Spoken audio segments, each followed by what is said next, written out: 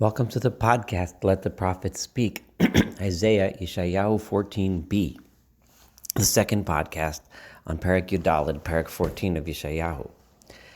The people of the world and of Israel are bewildered and relieved at the peace that comes when the Babylonian Empire falls. And Yeshayahu imagines the suffering of the once proud and arrogant Babylonian kings as they meet their former victims in hell.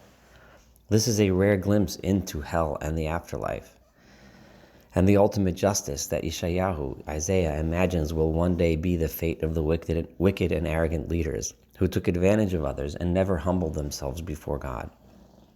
It is important to point out Isaiah's vision of hell. There is nothing here written about fire and brimstone, demons and torture.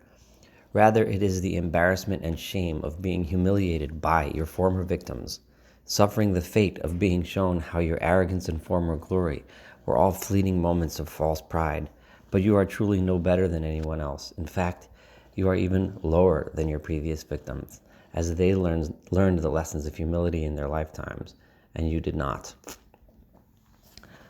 Yeshayahu continues, She'ol mitachat rog zolacha likrat bo'echa. This is verse 9. Hell itself is shaking beneath you, Babylon, getting ready to greet your arrival. Orer lucha rifoim kol atudei aretz, hekim mikis otam kol malchei goyim.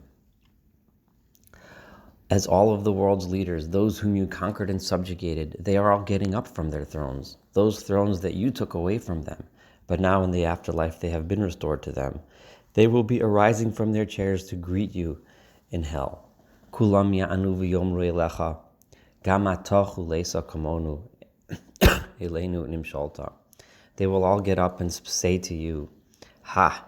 Now you have fallen, just like you did to us. You have been stricken, just like we were. Hurad she'ol g'onecha hemyat nivalecha, tachtecha yutzarima umchasecha tolea.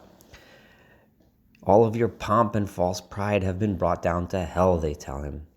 You are lying dead and rotting with the worms and maggots, just like all human beings have false pride, but one day we all end up in death. How is it that you have fallen from heaven? You were once like a shining star on the world political scene. How is it that you have suddenly fallen to earth? Nigdata la'aretz, cholash al goyim. You were once the conqueror of so many nations, have fallen to earth. You thought of yourself as so great that you were going to be greater than God himself. You were going to go up to the heavens. Your throne was going to be placed among the stars of the heavens. I will sit in council with the angels on the heights of the northern mountains. I will ride on top of the clouds. I will be like God himself, is what you thought.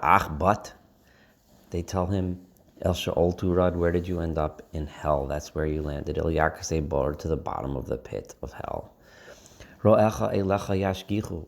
Those who look at you when you're down there, elecha yizbonenu, they're going to think, Hazeha ish margiz haaretz marish mamlachos. Is this the man who used to make the world tremble in fear and make kingdoms shake with awe? Is this the one? How did he get here? Some tevel kamidbar v'orav haras. He's the one who made populated countries like desolate lands after his destruction. The one who destroyed beautiful cities. Asirav lo pasach baisa. He never even allowed his prisoners. Once he took them prisoner, they never were allowed freedom. People started with saying how powerful he was and asking, is this him? How is it that he fell so deeply? Then they begin to realize why. Because of his brutal practices of destruction and lack of respect for humanity, the justice starts to become obvious. All of the kings of the other nations were laid in honorable tombs. But you were thrown out of your grave like food for the vultures, like carrion. You are dressed in sacks like those that were slaughtered by sword in battle, lying in the battlefield, untended. Yordei alavni bor kefeger muvas, falling into the pits like a corpse thrown. Lo techadi tomekura, you will never be together with them in an honorable burial. Ki artzucha shichata amcha harakta. Why? Because you destroyed your nation. You killed your own people. Lo yikarei la'olam zera mereim. Your practices of arrogance did not only result in the destruction of those nations whom you attacked, but you destroyed your own nation, your own country. You destroyed your own royal family.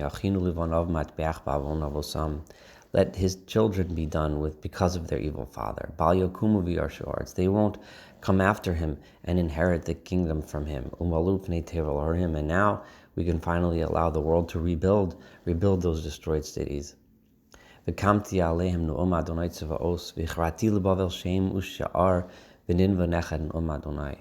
God says, I, God, will arise against them and cut Babylon off from history. They will end. There will be no descendants from them. I will make Babylon into a place of marshes and birds. And I will sweep it with a broom of destruction. So says God. Thank you for listening to 14b. Looking forward to having you again for the next podcast, where we'll continue the study of chapter 14.